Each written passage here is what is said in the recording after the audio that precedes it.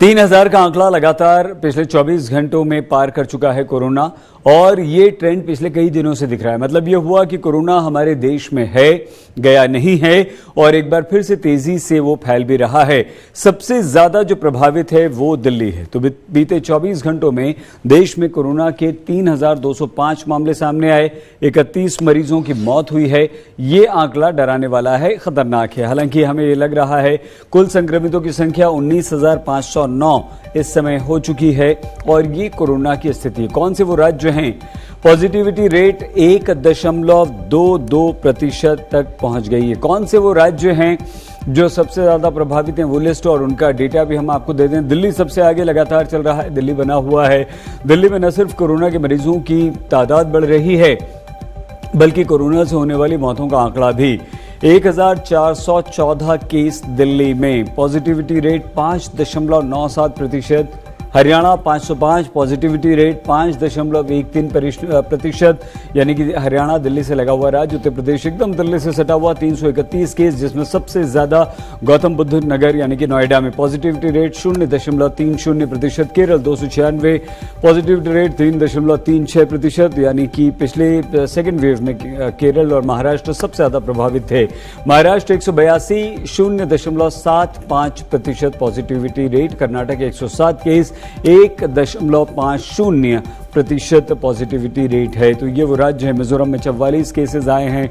हालांकि positivity rate यहां पर काफी ज्यादा है, 7.57%, लेकिन केसेस कम है। लेकिन ये भी नहीं भूलना होगा हमें कि ये जो राज्य है वो काफी छोटा राज्य है।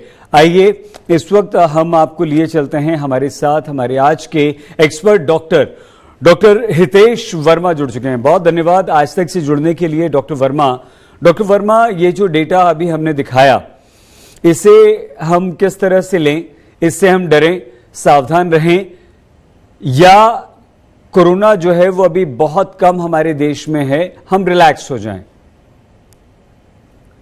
नहीं, इससे हमें सावधान रहना चाहिए, ना हमें डरना चाहिए और ना रिलैक्स रहना चाहिए सर। क्योंकि जैसे जैसे बीमारी, जैसे लाइक पहली वेव आई, दूसरी वेव आई, तो सारे जितने भी पुराने वायरस इन्फेक्शन हुए हैं जिनका एपिडेमिक बना है, उनमें जनरली इनिशियल फर्स्ट 2 वेव्स जो होती हैं वो तेज होती हैं, फिर धीरे धीरे उनका डाइल्यूशन होता जाता है विद टाइम। क्योंकि वायरस जो होता है अपना सर्वाइवल देखता है, अगर वो मॉर्टेलिटी ज्यादा क्रिएट करता है तो उसका फिर सर्वाइवल खत्म हो जाता है।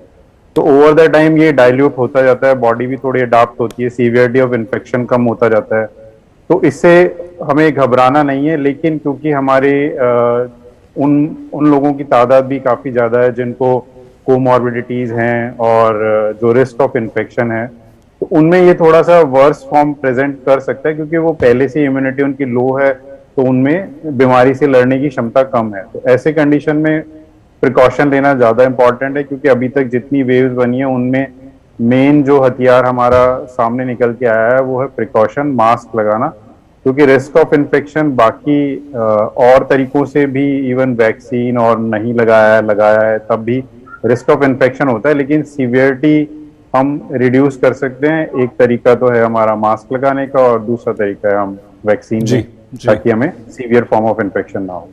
सो कोमॉर्बिडिटी वाले जो पेशेंट्स हैं डॉक्टर हितेश, उन्हीं पर खतरा है। जो नॉर्मल हैं, अगर किसी वजह से किसी तरह से चपेट में आ जाते हैं तो डरना नहीं चाहिए?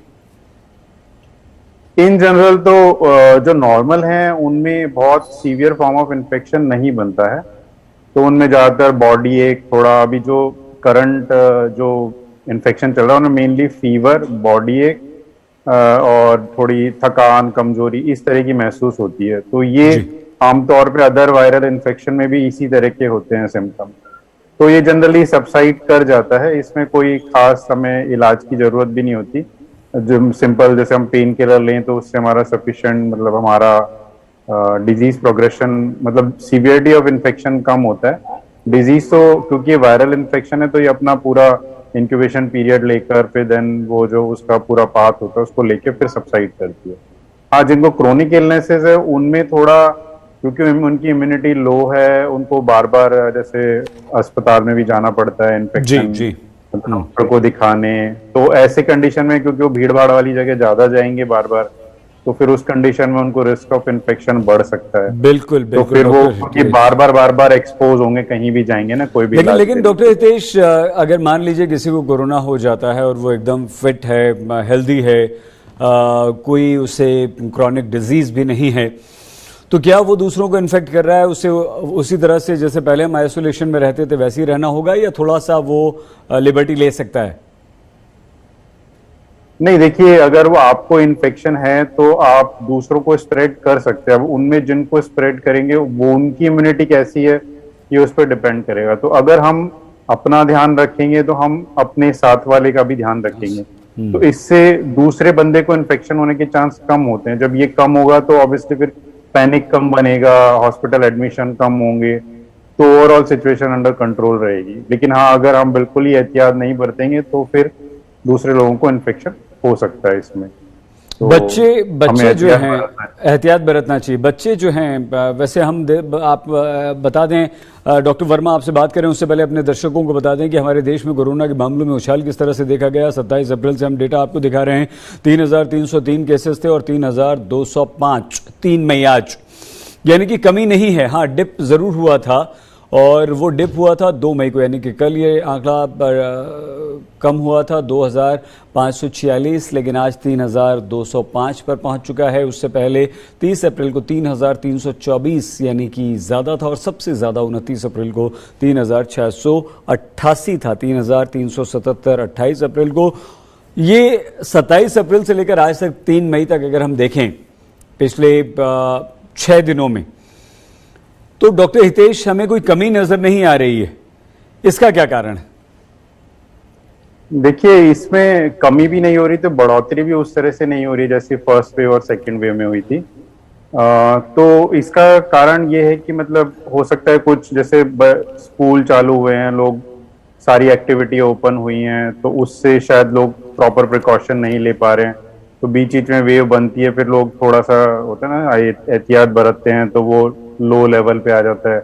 फिर अगेन एहतियात छोड़ते हैं या ज्यादा मिलते हैं, तो उससे फिर रिस्क ऑफ इन्फेक्शन बनता है।